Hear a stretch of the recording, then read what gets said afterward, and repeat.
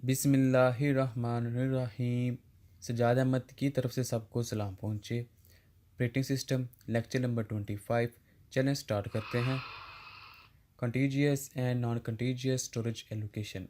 चूँकि हम memory management के हवाले से टॉपिक पढ़ रहे हैं, तो ये इसके अंदर टॉपिक आता है कि अगर हम एक प्रोसेस को एक ब्लॉक दे दें मेमोरी का, तो हम उसको कहेंगे कि ये कंटीजियस है। लेकिन ये मल्टी प्रोग्रामिंग के लिए बेहतर नहीं है ये तकनीक, क्योंकि जब हम आपस में शेयरिंग करवाना चाहते हैं तो ये काम मुमकिन नहीं है, क्योंकि एक ब्लॉक के अंदर सिर्फ एक प्रोसेस ही एग्जीक्यूट हो सकता है।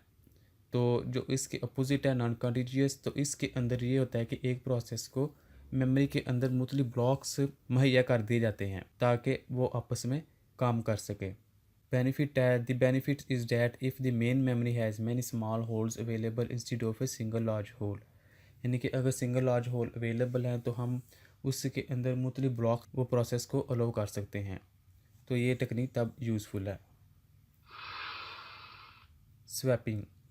मेमोरी के अंदर जब कोई भी प्रोसेस एग्जीक्यूट होता है तो ये नहीं होता कि वो जैसे ही मेमोरी के अंदर आया एग्जीक्यूट होके जाएगा। बाज़ दफ़ा ऐसा होता है कि उसको स्वैप करना पड़ता है मेन मेमोरी से सेकंड मेमोरी में, ताकि जब हाई प्रायोरिटी वाला कोई प्रोसेस आता है तो उसको थोड़ी देर के लिए स्वैप आउट होना पड़ता है। फॉर एग्ज़ाम्पल, अगर ये मेमोरी है तो इसके अंदर कोई प्रोसेस ए जो था एग्जीक्यूट हो रहा था, तो प्रोसेस दो जो है, पहले प्रोसेस P1 एग्जीक्यूट हो रहा था, तब प्रोसेस P2 आ गया तो P1 को दोबारा स्वैप आउट होना पड़ा अपनी मेमोरी के अंदर, यानी कि सेकेंडरी मेमोरी के अंदर। तो P2 फिर इधर आ गया एग्जीक्यूट होने के लिए, फिर थोड़ी देर के लिए ये इधर चला जाएगा, P1 इधर आ जाएगा। तो इस तरह इनकी आपस में स्वैपिंग होती रहती है, यानी कि जगह चेंज होती रहती है। तो ये इतनी तेज़ी से होती है कि हमें पता ही नहीं चलता कि स्वैपिंग हो रही थी या पैरेलल प्रोग्रामिंग हो रही थी। तो जो चीज़ ये काम करता है उसको हम स्वैपर कहते हैं। The swapping is done by the swapper. Memory allocation methods. कोई भी प्रोसेस आता है तो उसको मेमोरी एलोकेट करने के कितने मेथड इस्तेमाल किए जाते हैं। इसके लिए तीन मेथड इस्तेमाल किए जाते हैं। पहला है सिंगल प्रोसेस फिक्स पार्टीशन, तीसरा है वेरिएबल पार्टीशन। चलें इन तीनों को बारी बारी देखते हैं। सिंगल प्रोसेस एलोकेशन स्कीम या सिंगल एब्सोल्यूट पार्टीशन, यानी कि एक प्रोसेस को एक ही पार्टीशन अलाउ कर दी जाए। Memory management is a simple in a computer that only run one process at a time. The process to be executed is loaded into the free space area of the memory. In general, remaining part of the memory space will not be used. तो एक बात आपने याद रखनी है कि कोई भी मेमोरी होती है वो मेजर दो पार्ट्स में तकसीम होती है। एक पार्ट वो जिसके अंदर ऑपरेटिंग सिस्टम होता है, और एक पार्ट वो जिसके अंदर कोई भी प्रोसेस ने एग्जीक्यूट होना होता है।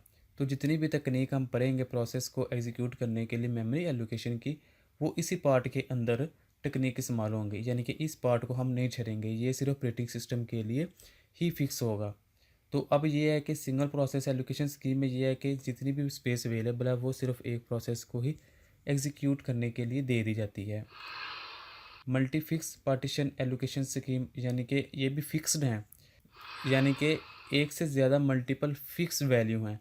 तो हम हर प्रोसेस को हर एक के लिए अलग अलग पोर्शन बना के फिक्स कर देते हैं कि ये तुम्हारा है, ये तुम्हारा पोर्शन है, ये तुम्हारा पोर्शन है। फॉर एग्जांपल, हमने इधर देखें प्रोसेस ए के लिए हमने ये प्रोसेस स्पेस एलोकेट कर दिया, प्रोसेस बी के लिए ये स्पेस एलोकेट कर दिया, प्रोसेस सी के लिए ये एलोकेट कर दी गई है। तो इस तरह ये मल्टीपल हैं लेकिन फिक्स्ड हैं। तो आने वाली वीडियो में हम देखेंगे मल्टीपल ही होंगे लेकिन वो वेरिएबल होंगे, यानी कि जिनकी जगह आपस में चेंज होती रहेगी।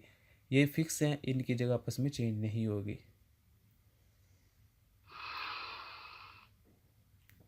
तो इसके एडवांटेजेस ये हैं कि it is relative simple to implement और due to its fix partition its facilitates memory protection scheme, यानी प्रोटेक्शन के हवाले से भी बेहतर है। डिसएडवांटेज ये है कि the fix partition size has prevent a process from being run due to the unavailability of the portion of the sufficient size, यानी कि अगर कोई साइज़ उसके प्रोसेस के रिलेटेड नहीं है तो वो यहाँ एग्जीक्यूट नहीं हो सकता, क्योंकि हमने बड़ी मेमोरी को छोटे छोटे पोर्शन में डिवाइड कर दिया गया है। Internal fragmentation waste space that collectively could accommodate another process।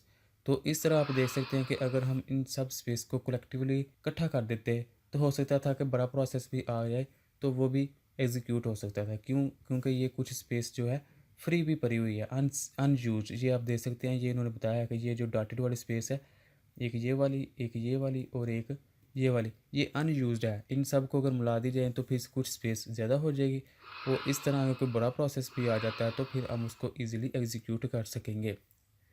Thank you for watching. अल्लाह हाफिज़। अगर कोई क्वेश्चन है कंप्यूटर साइंस के मतलब वो पूछे। चैनल को सब्सक्राइब करें और इस वीडियो को अपनी क्लास वालों के साथ शेयर करें।